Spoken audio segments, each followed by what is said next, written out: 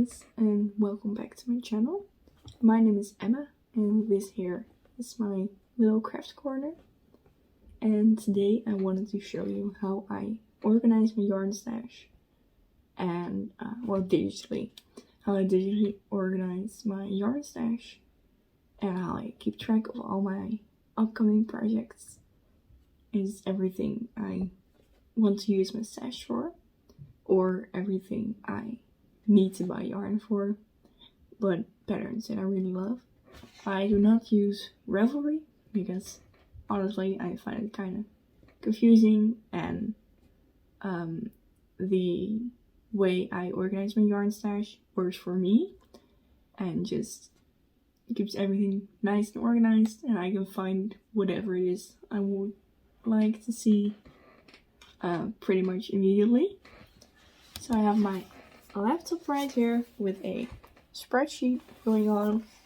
Now I'll record my screen for this. Let me just get started. Yeah, it's recording now. Great. So you can see quite some rows and columns down here.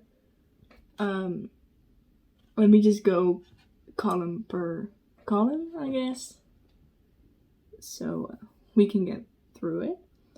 On the left you see some numbers going up from 0 until 9, and some with dots in them. So this I use to keep track of what kind of projects they are and to queue them up. So in 0 we have the rainbow top, which is something that I'm currently working on still, and it is, well, one of my summer top projects. It's kind of becoming a UFO, but I really don't want it to become a UFO, so it's still here.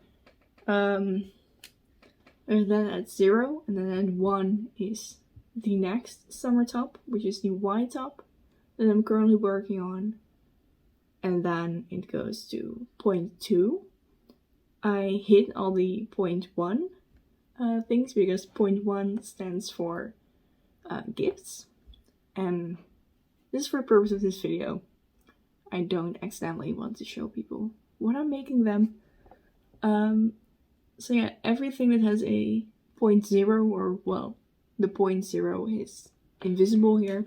So it's just 0, 1, and then we go up to 2, 3, 4, 5, and so on, is summer tops.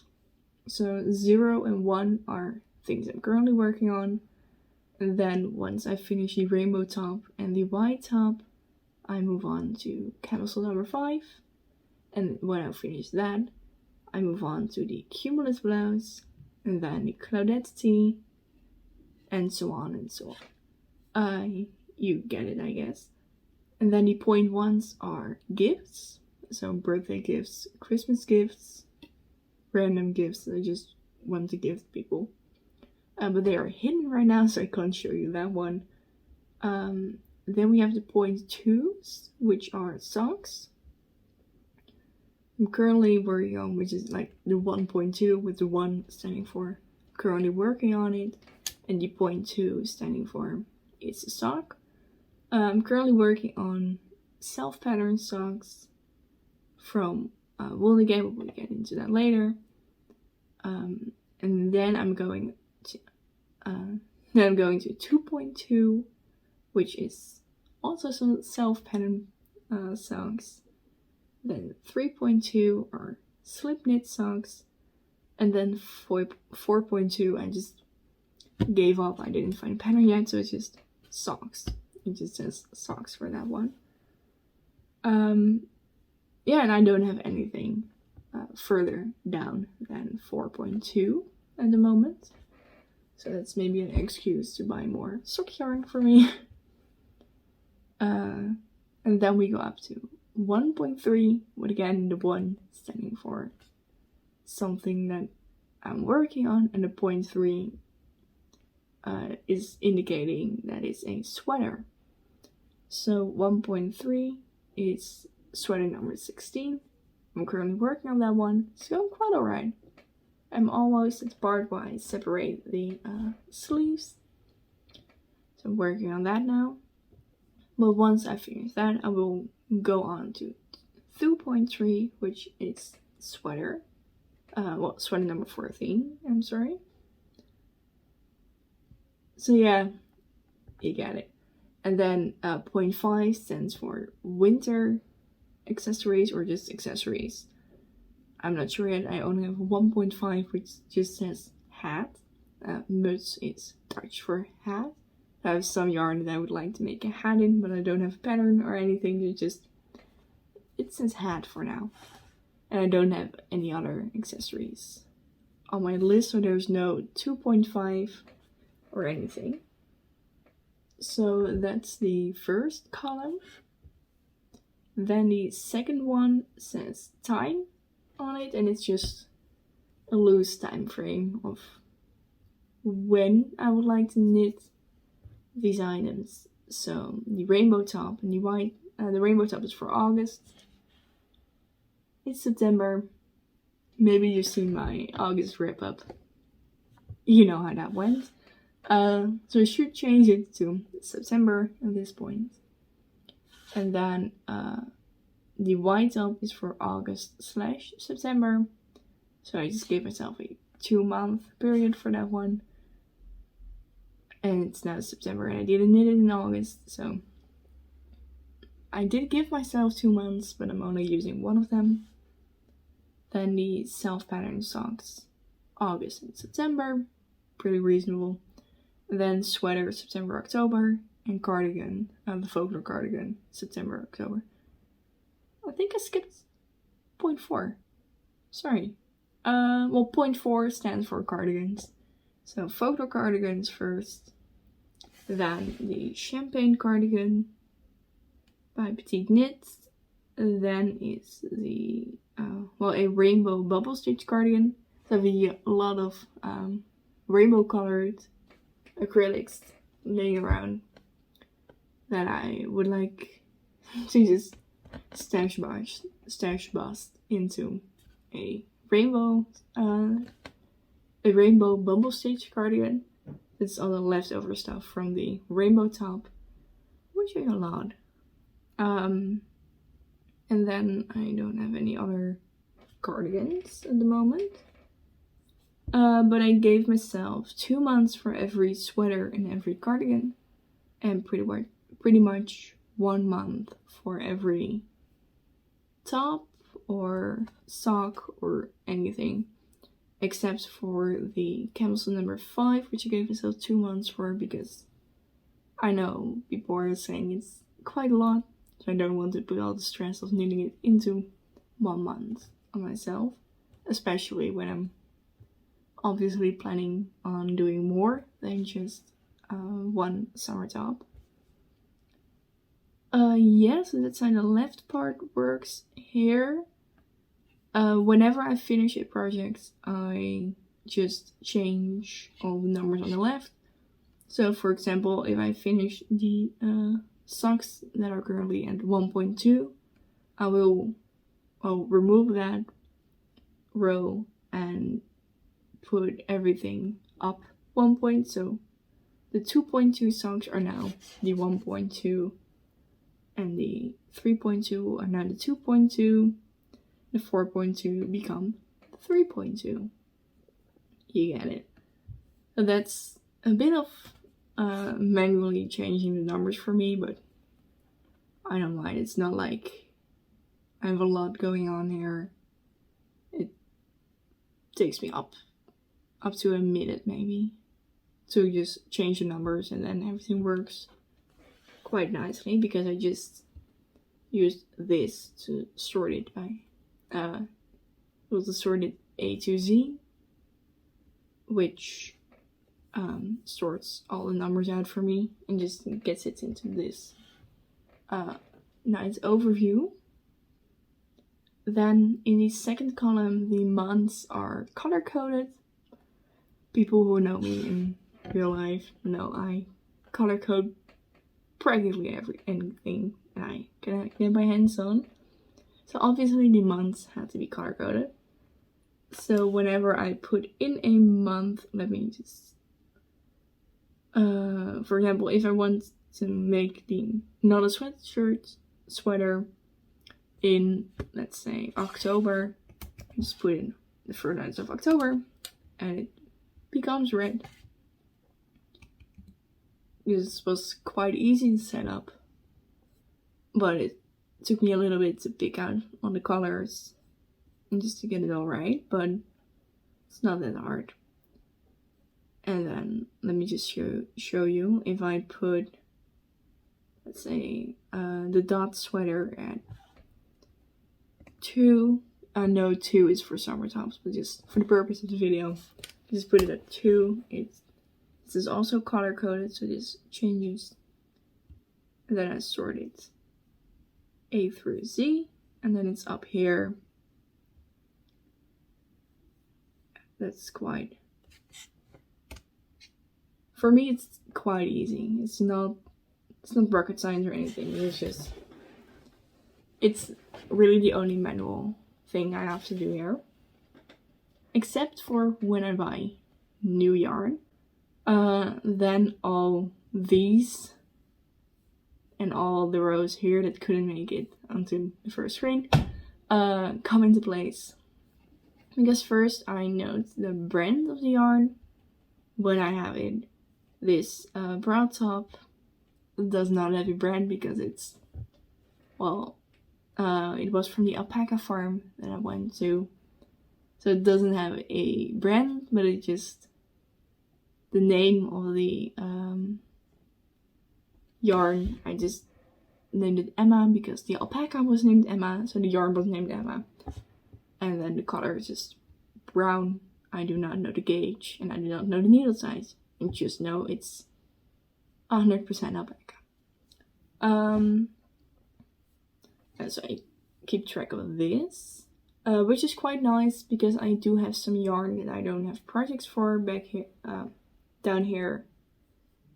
So whenever I look at a pattern, I can just sort this one A through Z, and then I quickly can see all the gauges I have here. Let me just fix that, and then it's just a nice overview that I had before. So just this shows me the gauge, colorway.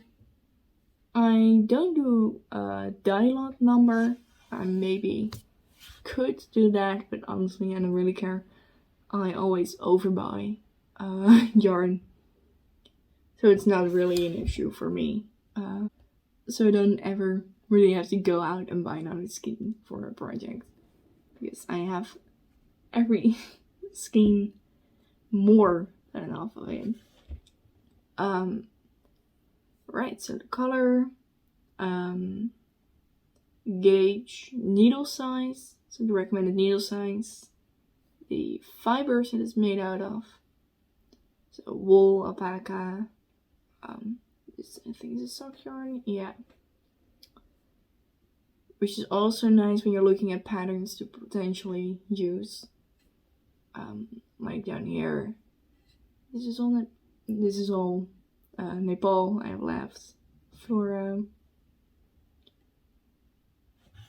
So just whenever I'm looking at a pattern, I can quickly go down here and just see what I currently have and if I can use any of my current stash to buy to make a pattern.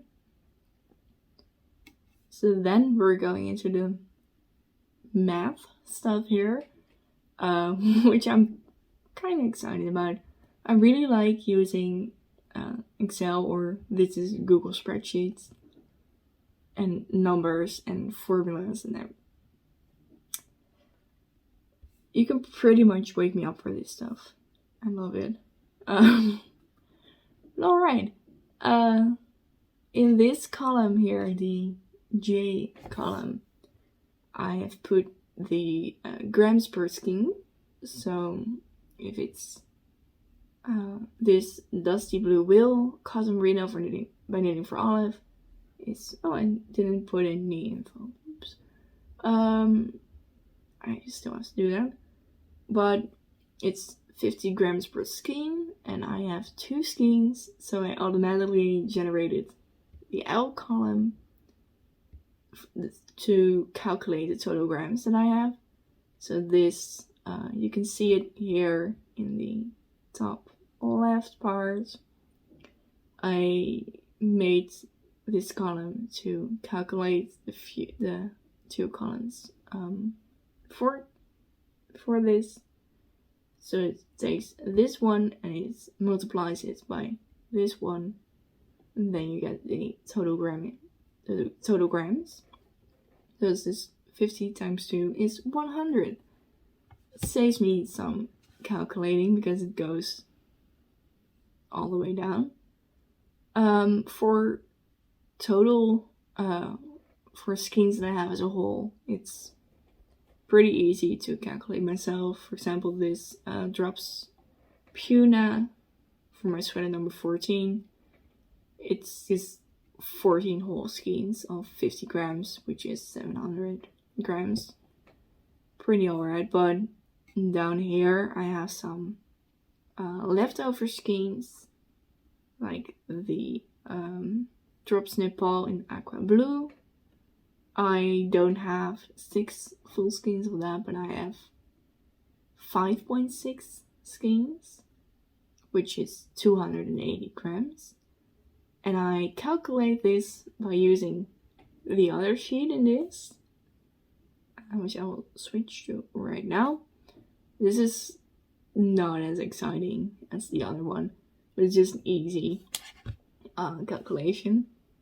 So it just has original grams, current grams, and then the skein amount. So if it's a skein of 50 grams and I still have, let's say, 12, sorry, I now know I have 0.24 skeins left, and I can just manually input that here. This makes it quite easy to just know how much gram I have left. And when we go down here, we can see it's also the meterage. So this is the drop snip ball has 75 meters per skein. So I have 5.6 skeins, which is 420 meters, which this column is calculated automatically as well. So I don't have to do the math myself. I can just put in just put in some numbers, like the skein amount, grams, and meter per skein, and then it calculates the total grammage and meterage for me. This is quite nice. For example, I'm looking at the dot sweater to make it, and I would like to use scrap yarn for all the tiny dots, so I just know how much meter I have left, so I can know if it's enough to do 1 or 2 rows of dots, or more, maybe less. It just helps me out when choosing a pattern for my spare yarn. But this down here does not only have spare yarn, it also has some yarn that I just didn't find anything for yet. This is some sock yarn that I've left over for my parents' socks. I have a little over half a skein of that one, which still is 233.7 meters. Yeah. So you just have to figure out what I can do with 233.7 meters of sock yarn. Then the last 2 columns here. This is just a link to the pattern, which is not too exciting. It's just I wanted to have it somewhere. So I also have the price per skein and the total price, which It's not the price that I paid for all the skeins, it's just the retail price. So this sock yarn by Wool and the Gang retails for 23 euros, but I actually got it for 5. But I still put in the 23 because I don't know, I just really like seeing the number down below because it calculates everything. I will show you that in a minute. And just be like, oh, there's this much worth of yarn laying around, but I actually didn't pay that for it. I don't remember what I paid for every single skein, so retail price is also just a bit easier for me. But it also calculates like price per skein for the Scheepjes Color Crafter was 2.99, but I have 6 skeins, so this is the total price. Also saves me some math. And I can just quickly see how much I have here, which all the yarn that I don't have a pattern for accumulates up to 74.2995 euros, which obviously is a weird number because I don't have full skeins of everything. There's still 12.82 euros of drop snip ball laying around. Yeah. So I just told you a little bit that down below everything counts itself up.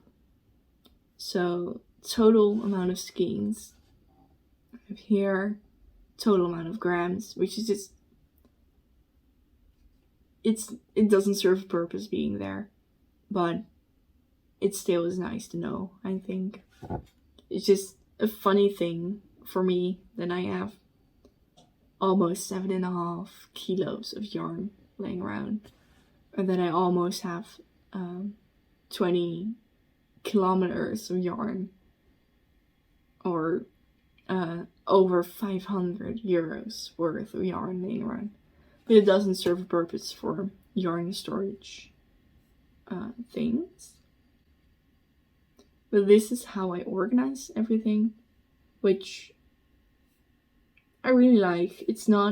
I'm not putting any worth to, for example, the month that I put my stuff in, because I know realistically I can't finish a summer top, a pair of socks, half a sweater, half a cardigan, a present, and an accessory into 1 month. That would just be ridiculous. I'm not a full-time knitter. There's no way I could ever knit that much. So I know it's just not possible, but it's kind of like to give myself a timeline, just general line, and I like to stick to it for at least for presents, because they obviously have a due date.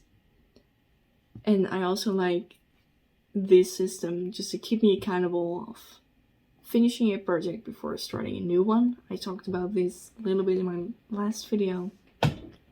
But, for example, I really want to start capsule number 5, but I can't before I finish my rainbow top and my white top, because I can't move number 2 up to number 1 before number 1 is finished. That just keeps me kind of accountable of finishing my projects before casting on the new one. And it also motivates me quite a bit to finish it, because I didn't have this system when working on my rainbow top, and that's becoming a UFO at the moment, which I really hate. I really hate it, because I do like the top. I don't know, I just don't have the motivation to finish it, because there are a ton of newer, shinier, prettier things to work on, newer yarn It's in acrylic, so I'm not really a big fan of acrylic anymore, but I do want to finish it. If anything, just to get my project back. If anything, that's the main motivator. But it's also just so I can get started on my camisole number 5, and then my cumulate blouse, and then my Claudette tee, and then my bra top, and so on. And it also just gives me a timeline of, oh yeah, I'm really excited to knit sweater number 15, and I know it's coming up, and I know I have the yarn, or at least 3 skeins of the yarn laying around here, and I know it's coming up. Like, I don't forget what I wanted to do with all the yarn, and I don't forget which patterns I really want to make. And I think that's the main reason why I really like this spreadsheet that I created. It's just, I don't forget about my projects, ever. And I appreciate that a lot. But I do have to admit, I do rearrange most of my projects. So the number 9 project, the Your Everyday tank top, in some Zeeman yarn that I tried to knit with before, but I just couldn't make it work. It's in this really weird gauge of 10mm needles. It's the weirdest yarn ever. And I did put it at the bottom, but it was one of the first yarns that I have ever bought. So I do rearrange things. So if I'm really excited for something, I move it up, and then I move some things down. Like the Fleece Sky, I really want to knit that, but I want to knit sweater number 15. And what else do we have? I want to knit sweater number 15 and sweater number 16 and sweater number 14 even more than the Fleece Sky. So I did rearrange it, but the Fleece Sky has been on my list longer than sweater number 15. Which maybe is a bit of a shame, but it's also just, we all know how it works, I think. We all know how knitting mojo can come and go.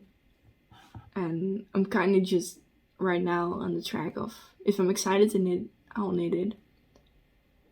With the only rule being that I can't knit 2 of the same items at the same time. For example, I have 6 whips because I'm working on 2 presents also. I have 6 whips at the moment, but I really have the knitting mojo for sweater number 16, so I just knit that. And I will not beat myself up for not knitting on one of the other 5 projects as much as the sweater number 16. They don't get an equal amount of knitting time. It's just whatever I like to work on, but within the amount of whips that I'm allowed to have. So yeah, I think that's most of what I can say about this system that I put into place. I hope I made myself clear on this. I hope it doesn't look too complicated or anything. If you're confused, if you need help, want to talk about it, put a comment down below and I will answer it. I will just help you out because I think this is a really good system, but it takes some time to set it up, and it takes, well, not really strength to maintain it, but you do need to remind yourself sometimes to just, update it whenever you buy something new, or to weigh the leftover yarn after you finish a project, to move up the numbers when you finish something. But yeah, if you have any questions, pop them down below and I'll answer them. If you like this video, please consider leaving a like. And if you'd like to see me again, please consider following me. And I'll see you again real soon. Bye.